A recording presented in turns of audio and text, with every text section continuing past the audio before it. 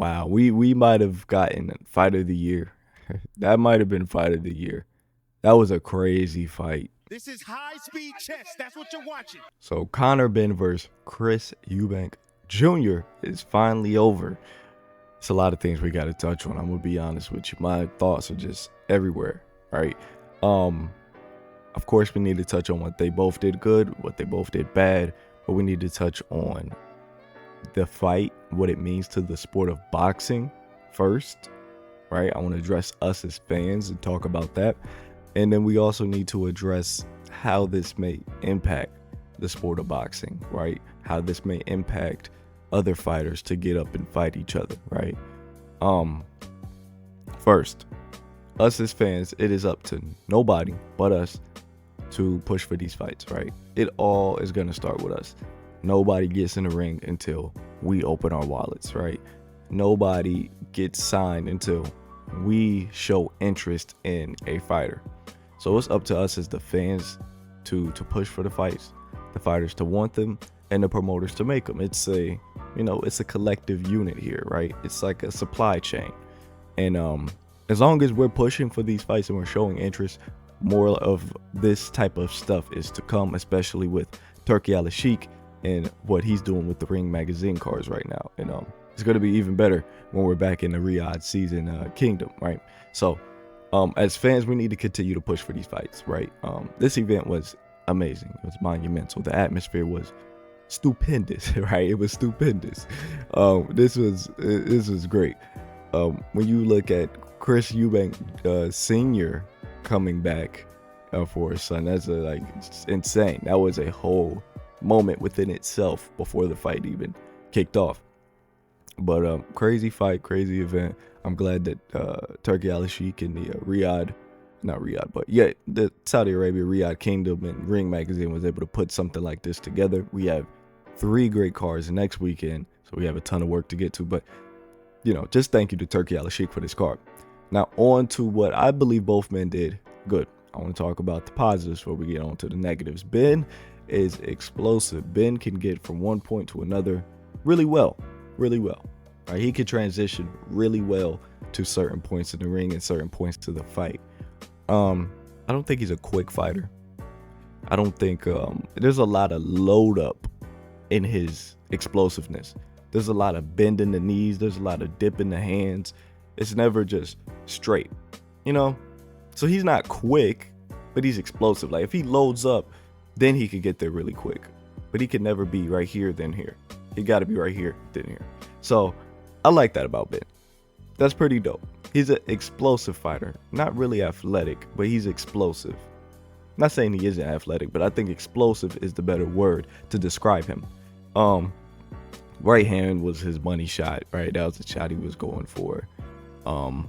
It may have been his downfall, but it was his money shot. It was a shot he was banking on. He landed it some great times. Wobbled Eubank Jr. And I thought there was a point in the fight he could have stopped Eubank Jr., right? So that was a really great shot. Benn was throwing all night. Did he land some good jabs? Yeah. Did he land some good lead hooks? Yeah, maybe.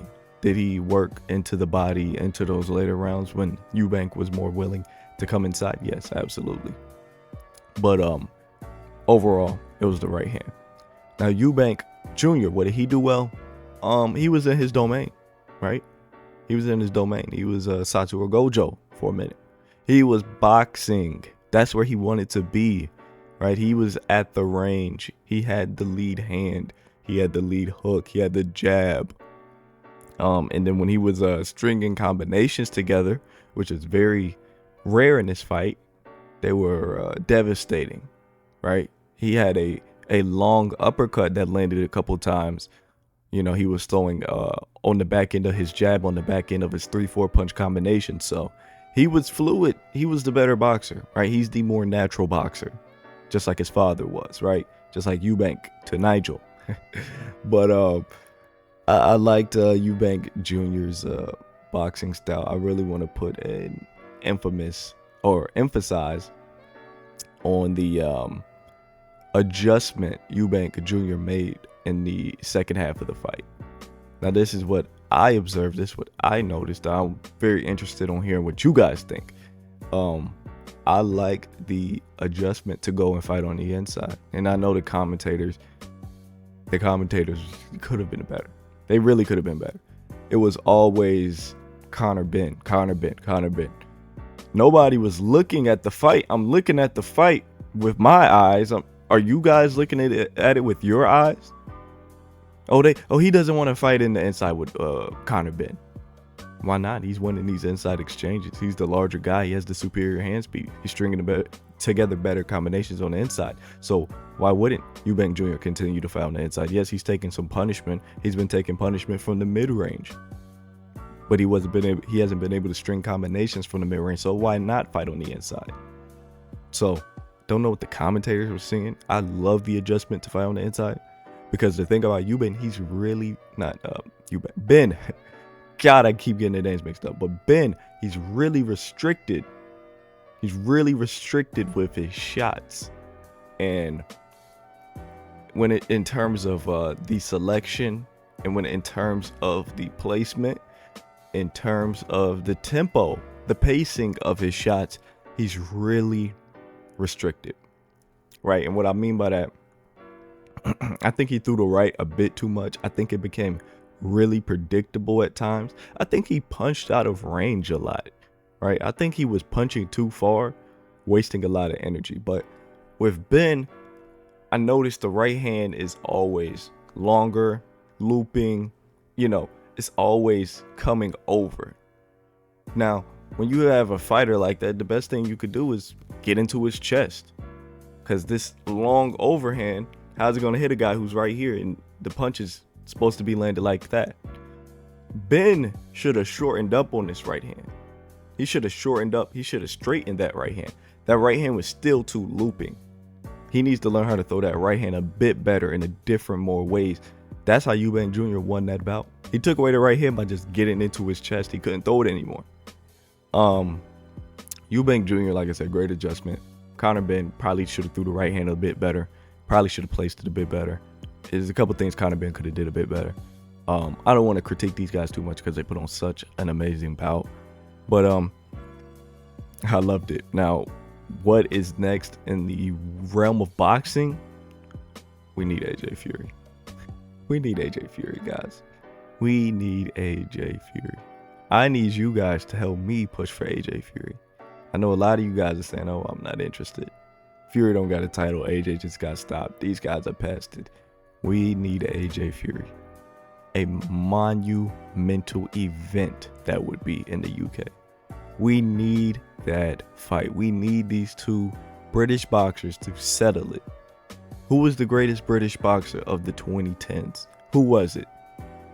Was it AJ? Was it Fury? AJ lost in the 2010s, right? I don't think he lost twice, but he did lose in the 2010s. He got stopped. Fury didn't. They both unified.